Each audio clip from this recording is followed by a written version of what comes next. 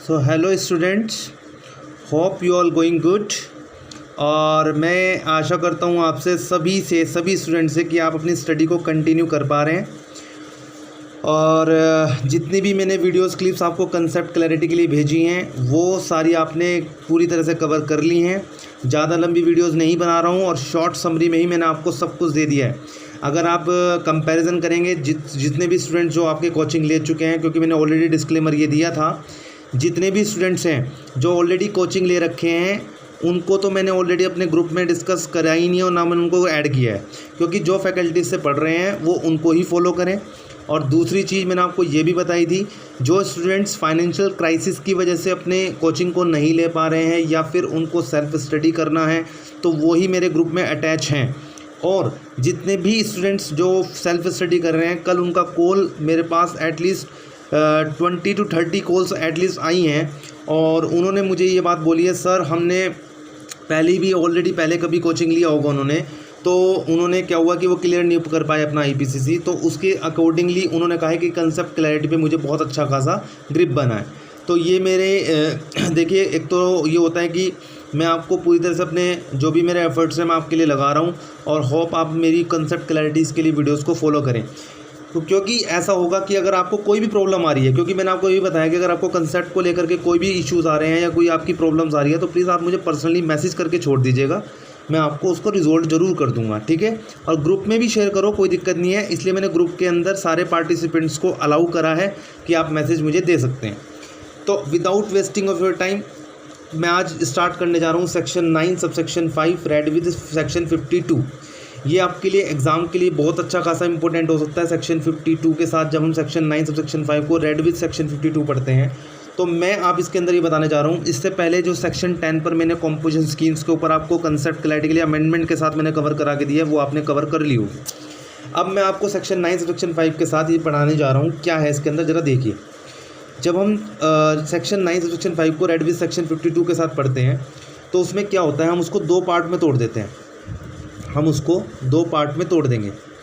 तो पहला पार्ट हमारा रहेगा, पहला पार्ट ये रहेगा और इसका दूसरा पार्ट क्या रहेगा, हमारा सेकंड पार्ट ये रहेगा। अब इसमें क्या है कि जो सेक्शन 9 सबसेक्शन 5 है, ध्यान से सुनना मेरी बात को, यहाँ सेक्शन 9 सबसेक्शन 5 की बात होती है और हम यहाँ डिस्कस कर लेंगे सेक्शन 52 को। सेक्शन 52 को यहाँ डिस्कस कर लेंगे और सेक्शन 9 सबसेक्शन 5 को यहाँ डिस्कस कर लेंगे। सेक्शन 9 सबसेक्शन 5 में कहा गया है, ध्यान से सुनना, मैं इसको बुलेट्स पॉइंट्स में तोड़ दूंगा। सेक्शन 9 सबसेक्शन 5 ये कहता है, मैं आपको क्रक्स बता रहा हूँ सेक्शन 9 सबसेक्शन 5 का क्या है। यहाँ ये कहता है कि जो हमारी ECO होती है, इलेक्ट्रॉनिक कॉमर्स ऑपरेटर, क्या बोलते हैं इसको, electronic commerce operator. Electronic commerce operator यानी कि जो कौन होती है, जैसे कि मैं इसको आप एग्जाम्पल के साथ समझ सकते हैं, लाइक अमेज़ोन हो गया, जोमेटो हो गई, ठीक है। तो ये हमारी क्या है, लाइक अमेज़ोन, जोमेटो या फिर फ्लिपकार्ट्स हो गया, ठीक है ना। तो ये जितनी भी हमारे पास कौन सी हैं जो ई-कॉमर्स में डीलेट करती हैं वो ऑपरेटर्स हैं, ठीक है। एक होता है हमारी ओला कैब समझ रहे होंगे आप, ये हमारी क्या है, जो पैसेंजर्स को ट्रांसपोर्ट देती है, ओला कैब। तो ये क्या कहता है सेक्शन 9 सबसेक्शन 5, ये सेक्शन 9 सबसेक्शन 5 कहता है इन केस ऑफ, मैं वर्ड बोल रहा हूँ, आपको मैंने नोट्स दे रखे हैं, मैं नोट्स से भी आपको नहीं पढ़ा रहा, आप नोट्स को देखेंगे तो आपको और अच्छा खासा कंसेप्ट समझ में आएगा। क्या कहता है, इन केस ऑफ ECO यानी कि इलेक्ट्रॉनिक कॉमर्स ऑपरेटर, क्या, in case of electronic commerce operator, following, क्या बोल रहे हैं, फॉलोइंग, मतलब इलेक्ट्रॉनिक कॉमर्स ऑपरेटर के केस में जो नोटिफाइड सर्विसेज हैं, फॉलोइंग नोटिफाइड सर्विसेज, ठीक है, कुछ जो नोटिफाइड सर्विसेज की गई हैं, where ECO are 100% liable to pay tax. इसका मतलब क्या है कि यहाँ पे सेक्शन 9 सबसेक्शन 5 ये कहता है कि जहाँ पे नोटिफाइड सर्विसेज होंगी, जितनी भी नोटिफाइड सर्विस हैं कौन सी है वो मैं अभी आपको बताने जा रहा हूँ। Following notified services where the electronic commerce operators are 100% liable to pay tax, यानी कि ECO की लाइबिलिटी आ जाएगी to pay the tax. Okay, ये सेक्शन 9 सबसेक्शन 5 के वर्डिंग है, ठीक है गाइज। और सेक्शन 9 सब सेक्शन 5 के वर्डिंग में यहाँ पर बोला गया है कि जो ईसीओ होगा 100% लायबल होगा टू पे टैक्स। ठीक, इसके बाद ध्यान से सुनिएगा मेरी बात। इन्होंने बोला कि जो नोटिफाइड सर्विस है, अब वो नोटिफाइड सर्विस कौन सी है वो ध्यान से सुननी है मेरी बात। नोटिफाइड सर्विसेज, वो नोटिफाइड सर्विसेज कौन कौन सी हैं? नोटिफाइड सर्विसेज में इन्होंने 3 चीज़ें कवर की हैं। नोटिफाइड सर्विस में 3 सर्विसेज हमारी कवर हो जाएंगी। कौन सी सर्विस हो जाएंगी? 3 सर्विसेज। तो फर्स्ट, सेकंड एंड थर्ड। पहला सर्विस है नोटिफाइड का, फर्स्ट लिखते हैं इन case of transportation of passenger, यानी कि अगर पैसेंजर की ट्रांसपोर्टेशन सर्विसेज, ध्यान से सुनना मैं क्या बोल रहा हूँ, पैसेंजर की ट्रांसपोर्टेशन सर्विसेज अगर इलेक्ट्रॉनिक कॉमर्स ऑपरेटर के थ्रू कोई भी सप्लायर देता है, जैसे कि मैं एग्जांपल देता हूँ, आपका कोई भी मोटर टैक्सी है, मोटर टैक्सी हो गया, या फिर ओला कैब हो गई आपकी ओला, ठीक है, या फिर आप कह सकते हो कैब हो गई कैब, ठीक है, कैब ऑपरेटर हो गया। तो क्या होगा कि ये जो कैब ऑपरेटर है, मैं इसको आपको समझा दे रहा हूँ, ये जो कैब ऑपरेटर है हमारा, ये कैब ऑपरेटर क्या करेगा, ये कैब ऑपरेटर है और यहाँ कौन बैठा है, मान लो ये है हमारी ईसीओ, ये है हमारी ईसीओ, ये है मेरा सप्लायर, ठीक है, और ये है मेरा रिसिपिएंट। कौन है? रिसिपिएंट, ठीक है। तो अब ध्यान से सुनना मेरी बात को, कंसेप्ट पे ज़रा ध्यान देना कि अगर सप्लायर और रिसिपिएंट को मिलवाना है तो ये ईसीओ, ध्यान रखना, ये जो कि एक तरह से मैं इसको बोल सकता हूँ ओला कैब की ऑपरेटर है, ये मतलब ओला कैब है हमारी, ये क्या करेगी, सप्लायर से कॉन्ट्रैक्ट करेगी। किससे करेगी? सप्लायर से कॉन्ट्रैक्ट करेगी। और सप्लायर से कॉन्ट्रैक्ट करेगी क्योंकि रिसिपिएंट ने इसको ऑर्डर दिया होगा, मतलब रिसिपिएंट ने इसको ऑर्डर किया होगा कि आप हमें कुछ पैसेंजर्स की, मतलब पैसेंजर फैसिलिटीज़ हमें प्रोवाइड करिए। ईसीओ को ऑर्डर रिसिपिएंट से आया, ये मैं लिख देता हूँ यहाँ पे, कौन है? रिसिपिएंट। तो रिसिपिएंट है हमारा ये, और रिसिपिएंट को ऑर्डर आया ईसीओ को, ठीक है, रिसिपिएंट से ऑर्डर किसको आया? ईसीओ को, और ईसीओ ने सप्लायर से कॉन्टैक्ट किया कि आप हमें कुछ क्या है, अपनी जो भी कैब है आप हमें प्रोवाइड करवाइए। और कैब से, ध्यान से सुनना, ये यहाँ पे अपना कैब ले आएगा और रिसिपिएंट इसके यहाँ पैसेंजर्स की सर्विसेज ले लेगा, ठीक है, पैसेंजर्स जो ट्रांसपोर्टेशन होता है उसकी सर्विस से ले लेगा। तो ईसीओ का काम क्या है? ईसीओ का सिर्फ काम है 2 बंदों को मिलवाना आपस में। लेकिन अब ध्यान से सुनना मेरी बात को कि जब कुछ क्या बोलता है, इन case of transportation of passenger, तो पैसेंजर ट्रांसपोर्ट के केस में, वर्डिंग ध्यान रखना इस बात को, पैसेंजर ट्रांसपोर्ट के केस में क्या बोलते हैं कि अगर पैसेंजर ट्रांसपोर्ट की सर्विसेज ईसीओ के थ्रू कोई भी सप्लायर ऑफ सर्विसेज देने वाला, ट्रांसपोर्टेशन ऑफ पैसेंजर की सर्विस दे रहा है कोई सप्लायर, किसके थ्रू? ईसीओ के थ्रू, तो उस केस में बोलते हैं, मैं यहाँ लिख देता हूँ इसको पॉइंट को, इसको मैं यहाँ लिख देता हूँ, इस केस में ये बोलते हैं ECO are 100% are liable to pay tax, यानी कि, और आगे क्या बोलते हैं, irrespective of the fact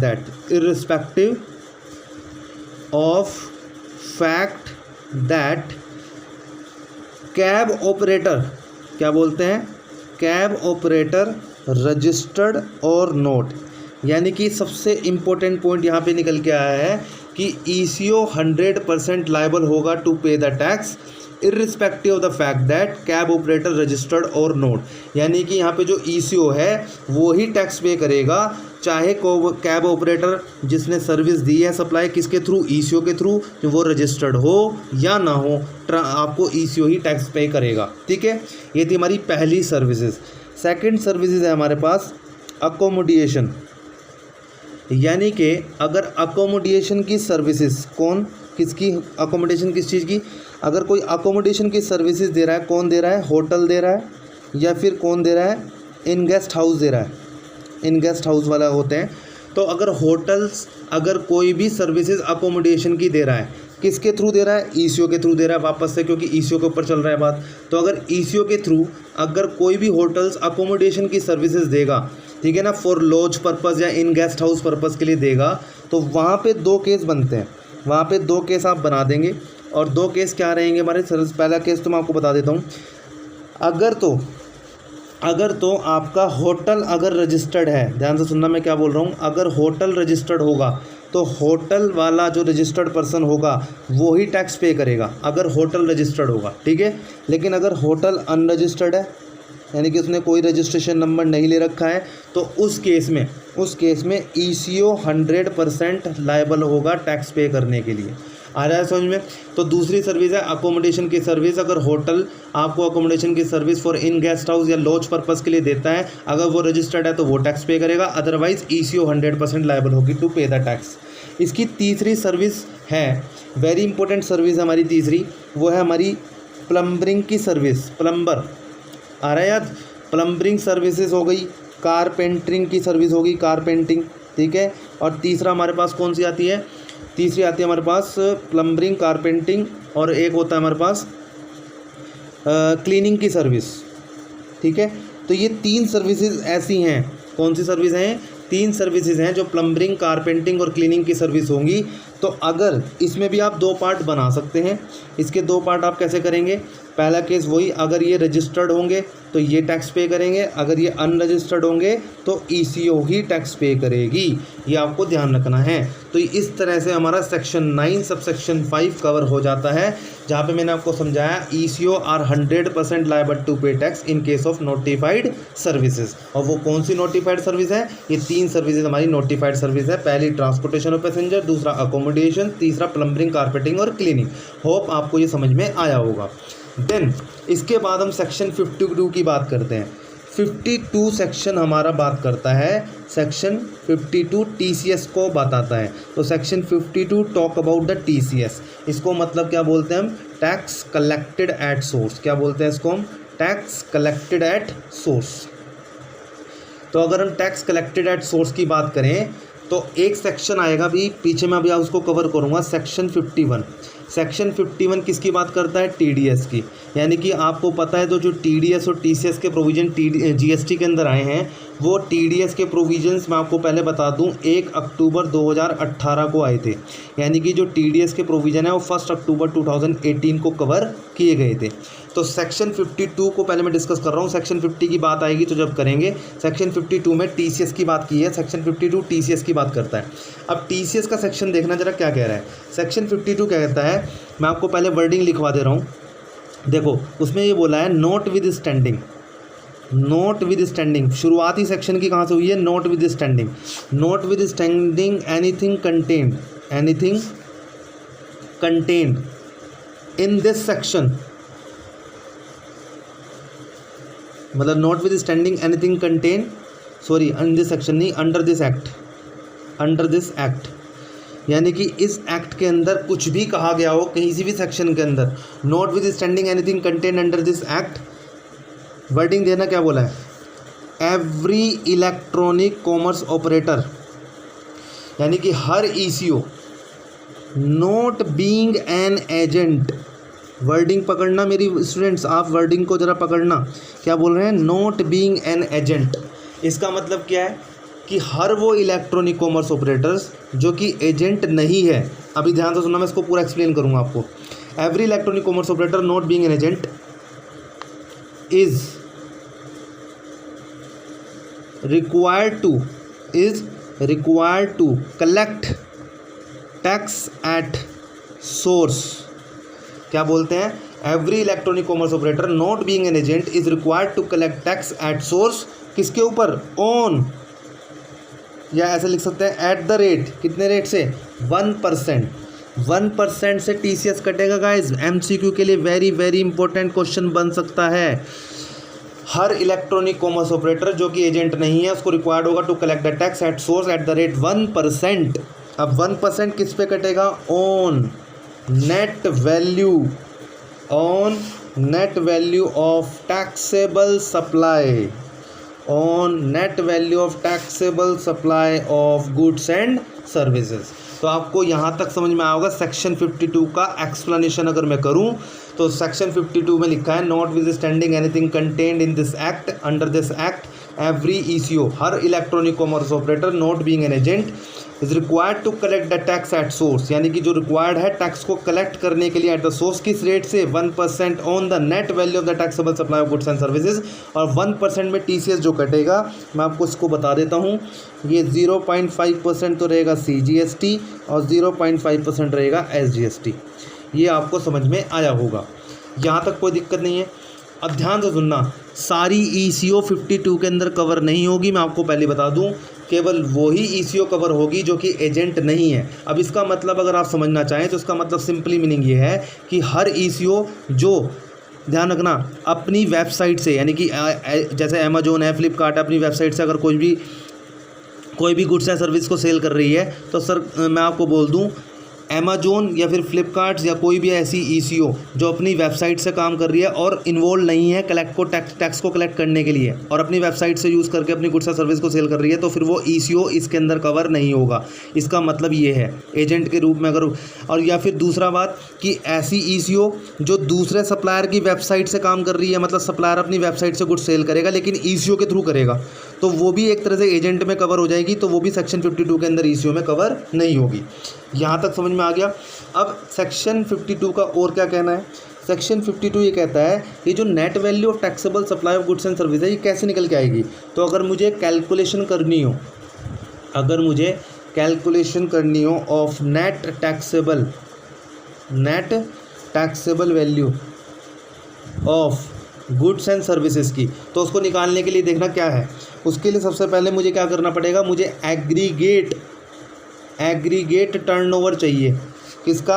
of taxable supply, aggregate turnover of the taxable supply of goods and services, ठीक है, taxable supply goods and services by supplier, यानी कि सप्लायर ने तो करी होगी, किसके थ्रू? ECO के थ्रू। तो अगर ध्यान से सुनना कि जो aggregate turnover of the taxable supply goods and service by the supplier through ECO के थ्रू जितनी भी सर्विस एग्रीगेट टर्नओवर में करी है, ये कब करी होगी? उसने एवरी मंथ, हर महीने उसने एग्रीगेट टर्नओवर निकाली होगी taxable supply goods and service by the supplier through ECO। तो जो भी लिए हैं उसको हम क्या ले लेंगे, उसको अलग से लिख लेंगे। उसके बाद आप इसमें से माइनस करेंगे जो भी सेक्शन 9 सबसेक्शन 5 के अंदर नोटिफाइड सर्विसेज होंगी, क्योंकि वो तो सेक्शन 9(5) की नोटिफाइड सर्विस है, उसको आप माइनस कर देंगे जो भी वैल्यू बनेगी उसकी।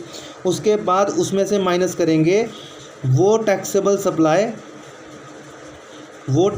सप्लाई जो कि रिटर्न करी है, क्या करी है? रिटर्न करी है बाय ECO टू सप्लायर, यानी कि सप्लायर को जो भी ECO ने आपकी सप्लाई जो टैक्सेबल सप्लाई थी उसको रिटर्न करा है ECO ने सप्लायर को, उसको माइनस कर देंगे, तो आपको क्या मिल जाएगा? Net value of taxable supply of goods and services मिल जाएगा। और अगर ये net value of taxable supply of goods and service आपको मिल गया, तो इस वैल्यू पर आपको 1% की रेट से ECO को, 0.5% CGST एंड 0.5% SGST, इस रेट से आपको TCS को कलेक्ट करना होगा।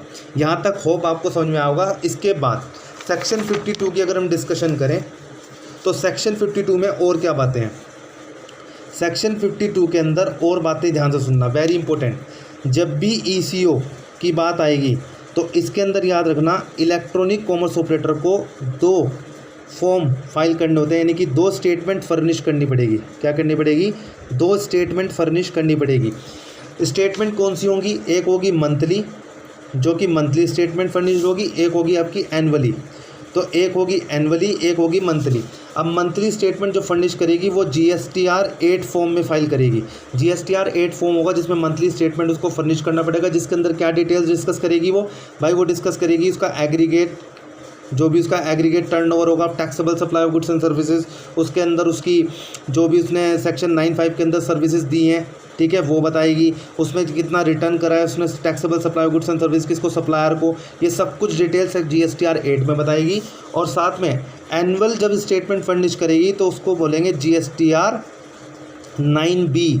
तो 9B के अंदर GSTR 9B में एनुअल स्टेटमेंट फर्निश की जाती है, जिसके अंदर सेम डिटेल्स आपको फर्निश करनी पड़ेगी, ठीक है, यही डिटेल आपको फर्निश करनी पड़ेगी। इसके बाद सबसे लास्ट इसका कंसेप्ट ये कहता है, ध्यान से सुनना। अब इसके अंदर 2 केसेस बताता हूँ जरा क्या है। अगर इलेक्ट्रॉनिक कॉमर्स ऑपरेटर का, ध्यान से सुनना, ECO के अंदर अगर आप 3 चीज़ें और कवर कर लो, मैं आपको बता ही देता हूँ। ECO के अंदर आप 3 चीज़ें कवर कर लो। तो अगर इलेक्ट्रॉनिक कॉमर्स ऑपरेटर में पहली बात, अगर उसका फिजिकल प्रेजेंस, भाई ऐसा भी तो हो सकता है क्योंकि फॉरेन कंपनी है, ठीक है, तो अगर उसका फिजिकल प्रेजेंस ईसीओ का अगर फिजिकल प्रेजेंस अगर ईसीओ का physical presence does not exist, यानी कि इंडिया में अगर उसका फिजिकल प्रेजेंस ईसीओ का एग्जिस्ट नहीं करता है, ठीक है, तो उस केस में क्या होगा, उसका रिप्रेजेंटेटिव जो सप्लाई करेगा किसके बिहाफ पे, on the behalf of eco, ठीक है ना, जो ईसीओ के बिहाफ पे रिप्रेजेंटेटिव काम करेगा, सप्लाई करेगा, ठीक है, ईसीओ के बिहाफ पे जो काम करेगा representative are liable to collect tax and deposit the same, ठीक है ना, उसको गवर्नमेंट को भी डिपॉजिट कराना पड़ेगा। लेकिन अगर ध्यान रखना, अगर ईसीओ का भी फिजिकल प्रेजेंस साथ में, ईसीओ प्लस उसका रिप्रेजेंटेटिव का भी, अगर ईसीओ प्लस रिप्रेजेंटेटिव का भी फिजिकल प्रेजेंस इंडिया में एग्जिस्ट नहीं करता, physical presence does not exist, अगर physical presence does not exist, तो फिर उस केस में थर्ड चीज़ क्या आएगी, उस केस में आ जाएगी कि ECO are required to appoint, उसको एक पर्सन अपॉइंट करना पड़ेगा इंडिया के अंदर, ECO are required to appoint a person who is liable to pay tax, to collect tax, ठीक है, तो ये टैक्स को कलेक्ट करने के लिए पर्सन को अपॉइंट करना पड़ेगा। होप आपको ये पूरा का पूरा कंसेप्ट समझ में आया होगा। Section 9 subsection 5 read with section 52, और इस चीज़ को आप कंसेप्ट को देखिएगा और आप एग्ज़ाम के क्वेश्चंस भी लगा सकते हैं आप उसके अकॉर्डिंगली। तो होप आपको ये चीज़ समझ में आई होगी और मैंने आपको पूरी तरह से एक्सप्लेन कर दिया है सेक्शन 52 को रेड विद सेक्शन 9, क्योंकि देखिए स्टूडेंट, लिंकिंग बना करके सेक्शन अगर पढ़ेंगे तभी आपको क्लियर हो जाएगा, ठीक है, तभी आपको जीएसटी प्रैक्टिकल समझ में आएगा। और मैं एक रिक्वेस्ट फाइनली ये करना चाहूँगा, जिन स्टूडेंट्स को जो भी स्टूडेंट्स हैं अपने एटलीस्ट कम से कम कमेंट्स बॉक्स में कमेंट्स, लाइक, शेयर्स यार प्लीज़ एटलीस्ट करिएगा, क्योंकि उसमें क्या होता है कि एटलीस्ट मुझे भी तो पता चलना चाहिए कि यस ये वीडियोस आपको हेल्प कर रही हैं नहीं कर रही हैं। तो प्लीज़ एटलीस्ट स्टे कनेक्टेड और साथ में अपनी लाइक शेयर्स पे ध्यान दीजिएगा, ठीक है। और ऑब्वियसली बात है, कमेंट्स अगर देखें तो मोटिवेशन अपने आप आता है, ठीक है। तो thanks a lot, thanks a guys.